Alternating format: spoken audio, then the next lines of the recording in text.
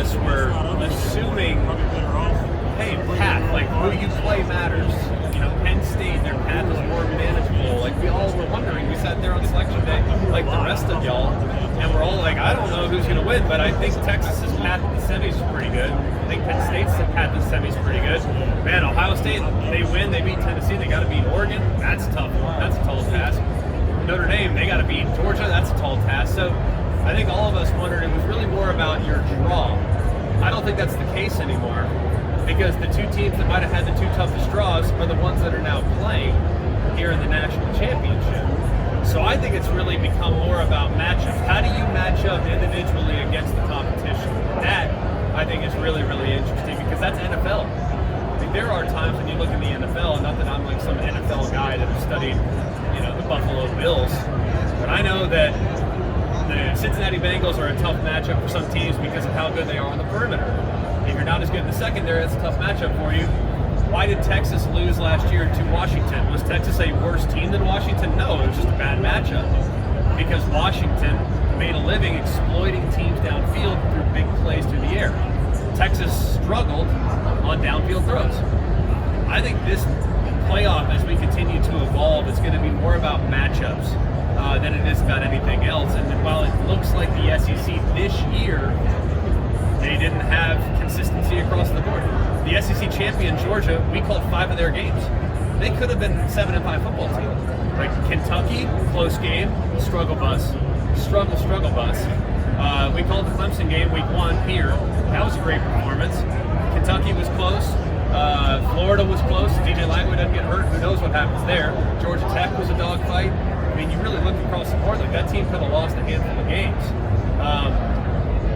But they also had an opportunity to go and potentially win a national championship still. So I think this year in the SEC, you just had a lot of inconsistency, and that's why they don't have a team playing in it. But I don't think it's one that is going to be long term. I think the SEC will still have teams that are in the mix, and I'd be surprised if they don't have teams that are in the mix next year. I think people see the Big Ten too, and they think kind of, you know, hard-nosed football, kind of how it was. But you look at Oregon, USC, Ohio State, you know, some of the teams now, the way they're playing offense. Do you think the Big Ten is becoming maybe a tougher matchup with some of these teams coming in? I think it really depends. It's really more, we look at things holistically, right? So if we are going to separate the top level of the Big Ten, separate the top level of the SEC, separate the top level of the ACC or the Big 12, we found out pretty quickly that Arizona State's real, right? I mean, I don't know if y'all saw it that way. I didn't think Arizona State was going to give Texas all they wanted. I thought it might be tight, but I didn't think it was going overtime, let alone double overtime. And I certainly didn't anticipate seeing Cam Scatterbo running wild against Texas. So I think if you separate the top, the Big Ten, 1, 2, and 3, whether it's Ohio State, Oregon, Penn State, they can go with anybody. Now you take Big Ten 8, 9, 10, I don't know. I would probably take SEC 8, 9, 10 over Big Ten 8, 9, 10. That's this year. Next year that might be totally flipped on its head, where maybe the top of the SEC is slightly better than the Big Ten. But 8, 9, 10 in the Big Ten, the depth of the Big Ten is better than 8, 9, 10 of the SEC, the depth. So I think it's all a matter of perspective. I think the Big Ten, they're hard-nosed for sure. I think they have deep pockets from an NIL standpoint. They have tremendous support. They have tremendous access to resources. And this year just so happened that there is a massive gap between the top 3 in the Big Ten and everybody else. And that's no disrespect to Indiana. We called the Indiana game against Notre Dame. I went into that game thinking Notre Dame was going to have their hands full with Indiana, because I was a real believer in the passing game that we saw from Curtis Rourke and company. So I think the Big Ten has evolved. I think they're very different now than they used to be. There is a premium on athleticism and speed in the sport, and the Big Ten has leaned into athleticism and speed without losing the physicality, blue-collar, chip-on-the-shoulder mentality that has been around the conference for the last 50 years. Great. Talking from a quarterback's perspective, Monday night, talk about each of the guys, Riley Leonard, Will Howard. What do you like about both? What do you think they both got to do to win? One, it's like, I'll start with Riley Leonard because we're just more familiar. We've done 4 of his games this year. I've gotten to know him. I've kind of sat down with him, kind of see what makes him click. And it's really impressive because when you watch him and you watch him play, whether it's the tape or just individual plays, he's not really a guy that's going to make the highlight reel play. But it's the 7-yard scramble where he lowers his shoulder on 3rd and 8 to make it 4th and 1 to give them a chance. He strings together plays like that where you're like, oh, if I watch that play by itself, all right, it's nothing to it. But then I watch that play in the grand scheme of how that play impacted their win probability, and it's like, well, dang, that was a really good play. And he does that 7 or 8 times a game. It's just mind-blowing, and it's not even so much always a between the whistles. Sometimes it's in the pre-snap where he'll make adjustments and he has freedom. He's a really cerebral guy, smart guy. He'll make adjustments with what they're doing offensively, get them out of a play that was disastrous, and put them into a play that's decent. So instead of looking at 2nd and 10, they're now at 2nd and 6. Huge difference. On the stat sheet, on the box score, it's like, whatever. But from a play caller's perspective, I have a lot less pressure on me at 2nd and 6 than I do at 2nd and 10. So I think he's really, really good at stringing together plays that go unnoticed. But then when you look back, it's like, wow, that was a big moment in the game, and he made the play. As far as blowing you away from a physical skill set standpoint, he's never going to be that guy. That's okay, because he does all the little things right to give his team a chance to create slight edge on a play-to-play basis. As far as Will Howard, called his games before, dating back to his time at Kansas State. This is what I always thought he was going to become. Like, I always was very enamored with this. He's 6'4", 235, and can run. We all, as quarterbacks, want to be 6'4", 235 and can run. You would take them. I wouldn't hate it. Maybe 225. I don't need to be 235. I want to be an open field guy. I don't want to be a between the tackles power run guy. On 4th and 2, when they call quarterback power, I want to break to the line like he did, not have to mow a guy over to potentially pick the 2 yards. Exactly. Would not have tripped. Would have pulled a hamstring 10 yards earlier.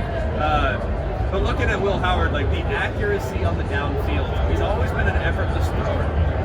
There's a reason when he went in the portal, people flocked to try to go get Will Howard because they saw this potential.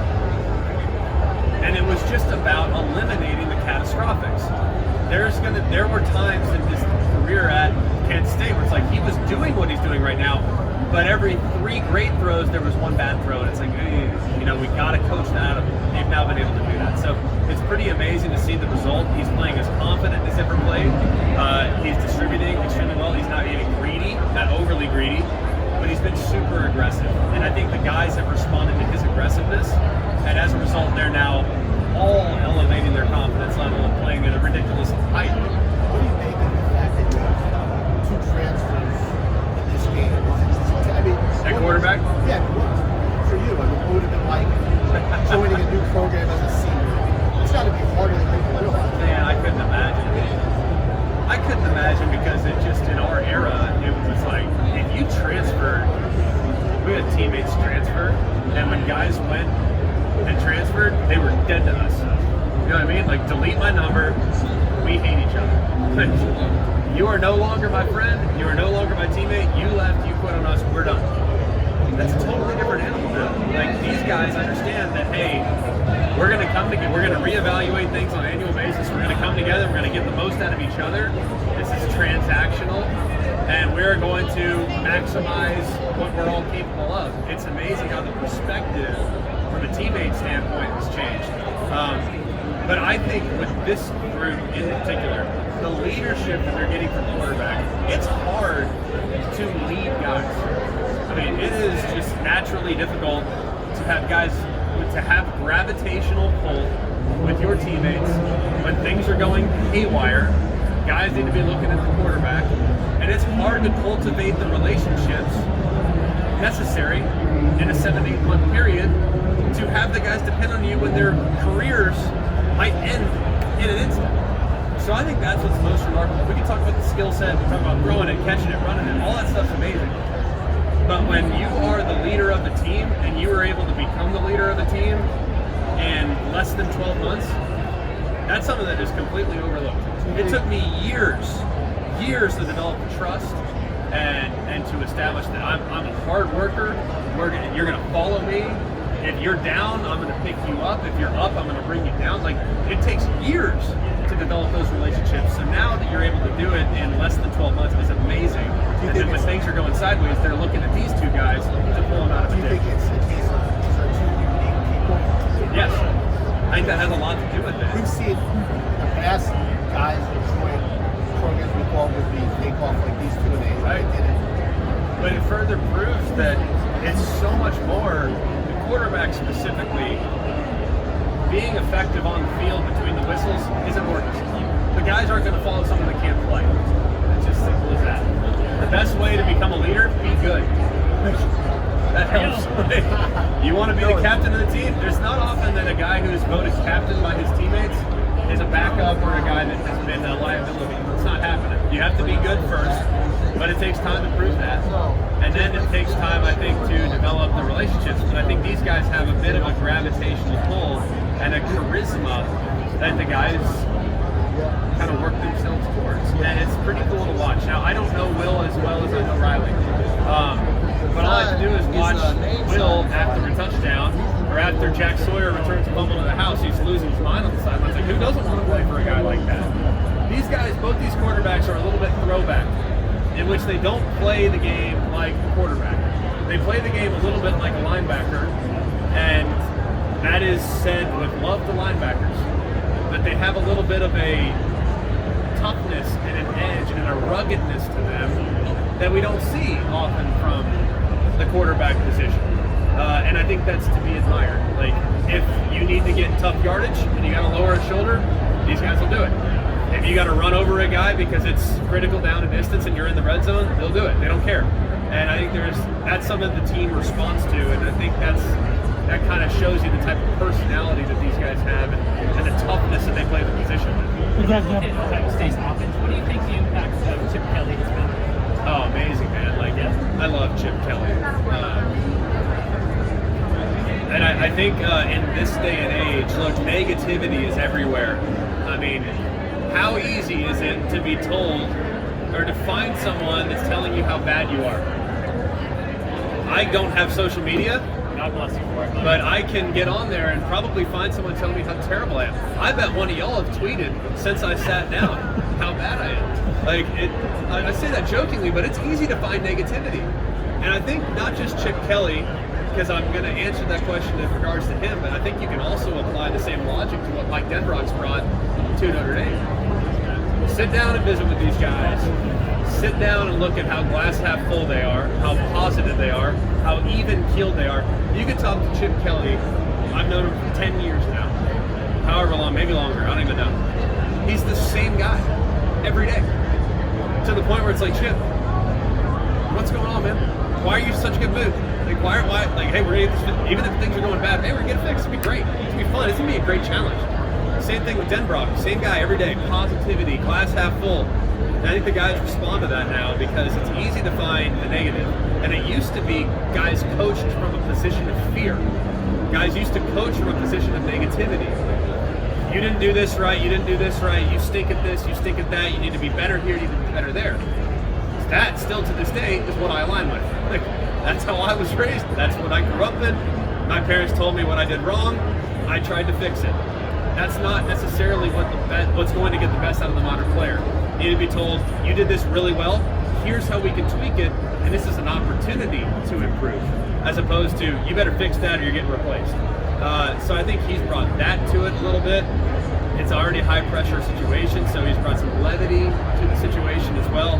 Playing at Ohio State's hard, and I think he knows, hey, we're going to make this fun for the guys. We're going to make sure that their approach is still professional, while at the same time, we're going to make sure that we're going to have fun every day that we go on the field. So I think that's big, and it's structurally emphasizing the run game more than they've emphasized it in the past has also been beneficial. You can already see the two-back stuff, some of the misdirection stuff, some of the nuance pre-snap that Chip has used forever. It's all there. Now, some of the stuff he did at UCLA was centered more on Dorian Thompson-Robinson, this guy can run. So quarterback run was more impactful. Now it's a little more RPO, a little more throw out of their run game, varying things up. So you can see the impact made there.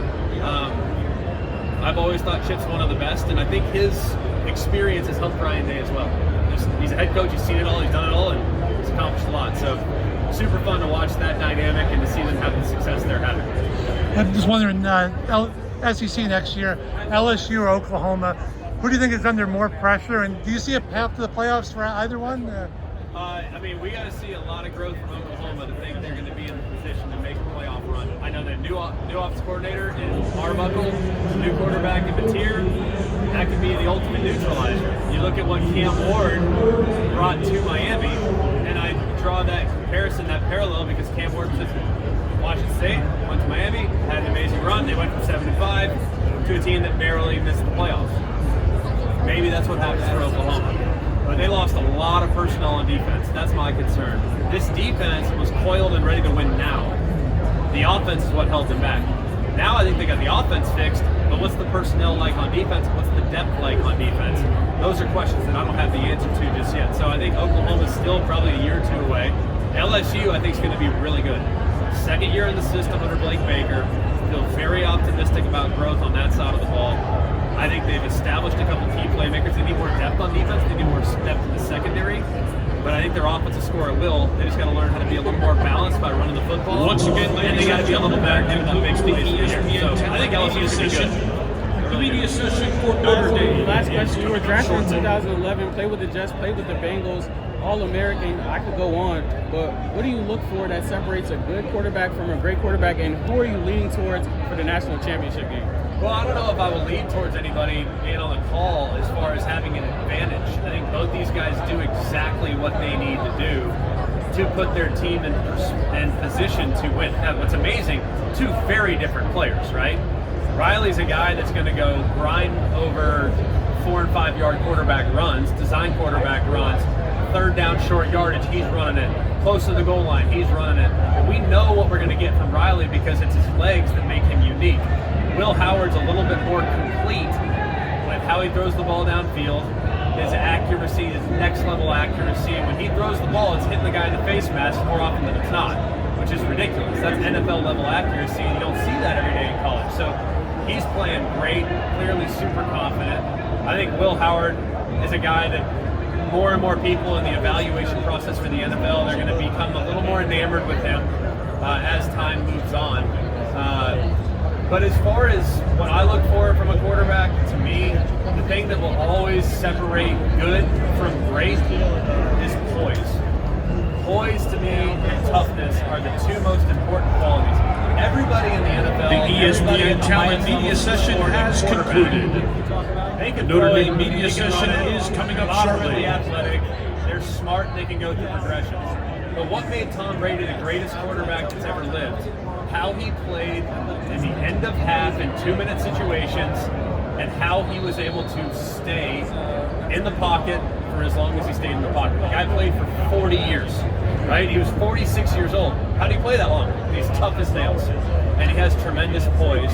When the game's on the line, he's always going to make the correct throw and make the correct read. So poise and toughness, to me, are the biggest qualities to separate good quarterbacks from great quarterbacks. Thank you. You got it.